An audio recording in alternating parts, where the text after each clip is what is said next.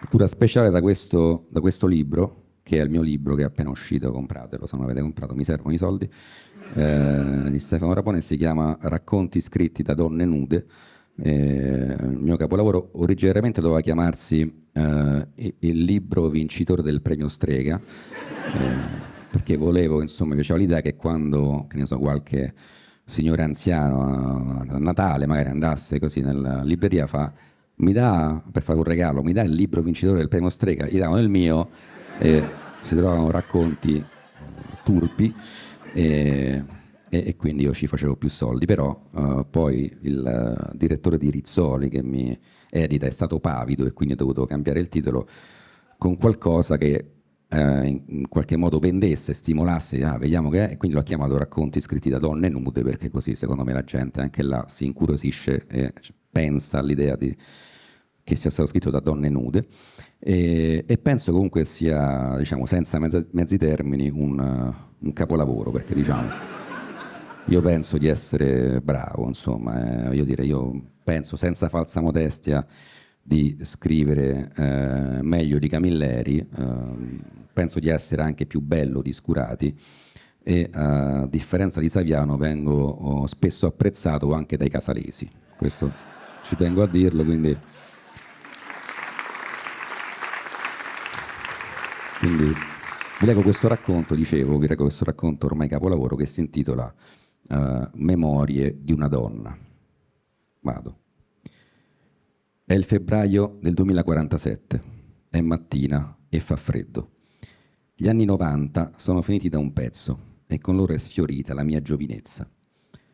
Mi alzo dal letto e ripenso alle serate pazze, alla gente che mi acclamava e mi lanciava sorrisi ovunque andassi. Decido di truccarmi e prendo l'ombretto azzurro, che non usavo da allora.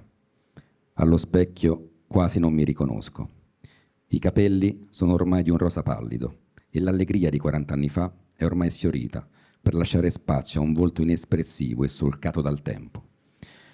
Indosso una maglia rosa e delle calze azzurre, le stesse che indossavo quando ero giovane.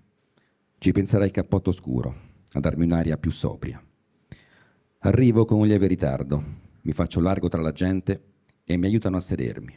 E adesso sono qui, al funerale di Tatiana. Chi è Tatiana? Chi è Tatiana? Per anni ho detto che era l'amica mia grassa, talmente grassa che hanno dovuto ricoverarla d'urgenza allo Spallanzani per un infarto, pochi mesi fa. La degenza è durata a lungo. Hanno fatto ulteriori esami e, a causa del diabete in fase avanzata, ha dovuto perdere un piede. Sin da quando eravamo ragazze le facevo notare, con delle battute anche simpatiche, che aveva un problema di peso, ma lei non mi prendeva mai sul serio. Pensava che scherzassi e che, in fondo, andasse bene anche così, fino a qualche giorno fa.